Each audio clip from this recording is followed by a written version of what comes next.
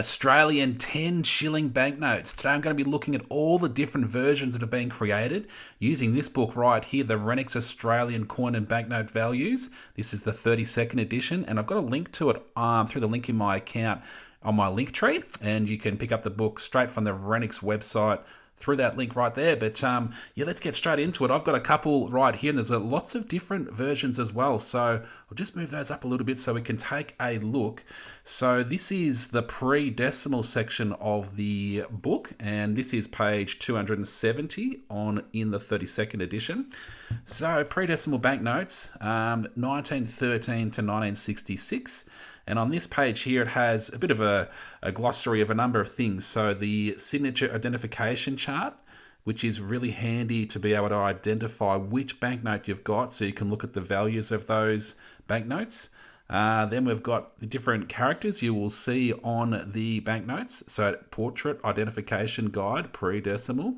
So the different people right there. So King George V, King Edward VIII, King George VI, doing my Roman numerals, Queen Elizabeth, Charles Sturt, Hamilton Hume.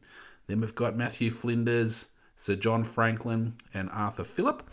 But yeah, and then straight after that, we jump into the 10 shilling notes. So this is the start of the 10 shilling notes, 1913 to 1914. And this is what they looked like right here. So 10 shillings, right there. These are the early ones. So 1913, very high value. So these values are in dollar amounts, estimates in dollar amounts for the different condition gradings. So these across the top here, these are different condition gradings. And on the previous page, there will be a banknote condition grading. So it explains, or it has a definition for each of those condition gradings. So for an uncirculated note, UNC, a perfect note in brand new flat condition, paper crisp with original natural sheen without discoloration. So yeah, it's going to be very hard to find one of those in that sort of condition. And yeah, and these values, very high values for those notes, the very early ones there. So $850,000. All right, so that's what the first one looked like, 1913. Then we jumped over 1915 to 1923. Lots of different values here for different I suppose combinations of the people on the notes and things like that. So this is what they looked like: half sovereign, 10 shillings, and also referred to as half sovereign there. And then we've got 10 shilling, half sovereign, 1923 to 1933. Lots of different values there, and that's why it can get a little bit confusing. And this book is quite handy once you know how to use it. So this is what the banknotes looked like in this time period. And then we'll start to get closer to where my banknotes are at that I've got in possession here. So 1933 looked like this. And then we're on to 1934 to 1936. And here we go. This is where we start to get into some of the ones that I've got in my own personal collection. So 1936 to 1939. And they've got different monarchs on the banknotes. Looks very similar, but different monarchs on the banknotes for the different years. 1939 to 1954. And yeah, all of these are different values depending on which banknote you've actually got. So I'll have a look at mine in just a moment and the values and how to sort of look them up. And then the last one's 1954 to 1966. They look like this with Matthew Flinders on there. And then the next page in the book, they venture into the £1 notes. So we start with the £1 notes there. But today, this video is about the 10 shilling notes. So let's have a bit of a look at the 10 shilling notes that I've got. So I've got this one right here. Let's look at both sides of it. All right, and what I tend to do is I look at the signatures first to know where to go with it.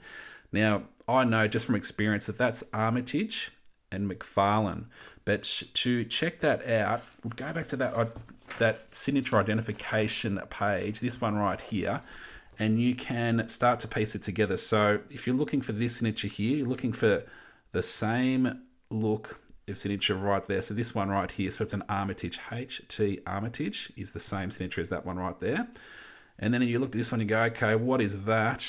Let's move it around. we're looking like right here.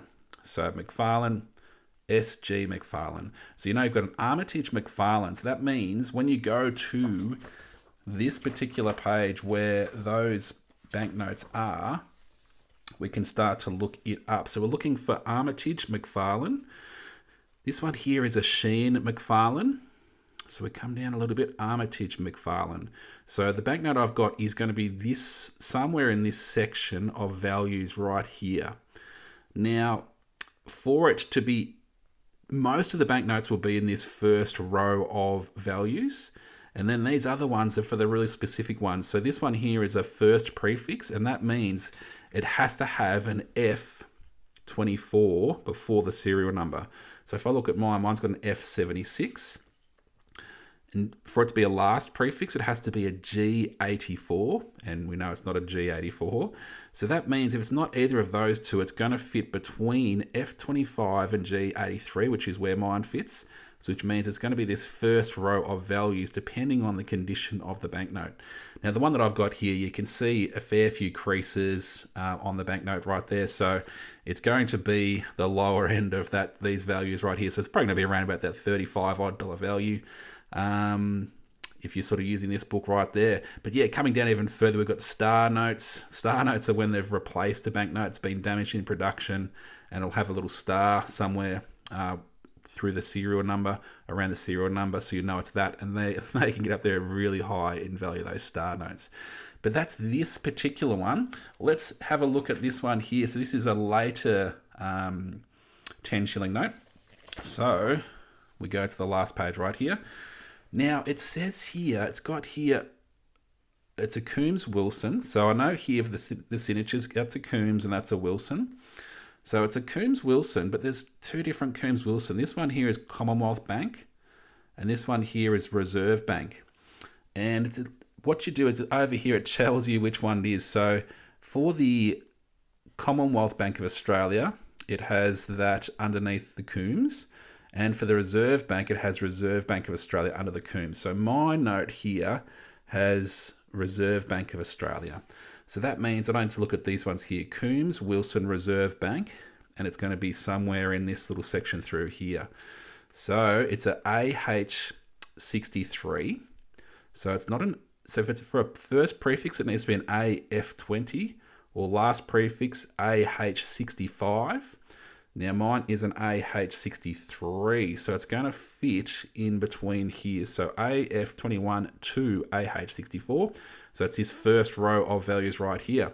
And the condition of this one here, you can see very creased and crinkled and things like that. I still love it, appreciate it. So it's going to be around about this sort of value here, that $25 value, according to this book, just as an estimate for those ones right there. But there you go, the 10 shilling banknotes. I'd like to actually get some more of these, I suppose. Yes, so I've got this one and the later one. But maybe I should try and get some of the earlier ones for my collection. But it can be a pretty expensive sort of venture, can't it? So even the normal run of the banknotes as they go back a little bit, even in quite poor condition or that sort of condition, the lower conditions, $410 for one of those, and then sort of coming back even further, $800 for one in fairly average condition, and then sort of back over here, $500, $4,000. So, yep, you can get, it can be a very expensive hobby, but it is cool. It'd be cool to have some of these banknotes. But yeah, so the 10 shilling notes, lots of different varieties too, isn't there? So we've got different colours over the years, different shades. And then it went to that really bright orange colour, which is really cool. That one there really stands out. And then it came back to a fairly neutral sort of colours. And then beyond that, beyond the 1966, when the notes were up until, then it went into the decimal currency. So we had the $1 notes. So if I skip to the $1 notes page, that's when 1966 occurred. The $1 notes came into circulation, the decimal currency in Australia. And yeah, that section of the book, lots of different values for those banknotes right there. But yeah, it's a very handy book, this one, the Renix Australian Coin and Banknote Values book. That's why I've got it linked in my account. Most people use it. And I've got a number of the previous editions too. Yep, on my bookshelf. And yep, super cool book. Good to get a bit of an idea on the values of your things. And if you've got any questions and comments, leave me in the chat and I will try to get back to you if I can. Cool.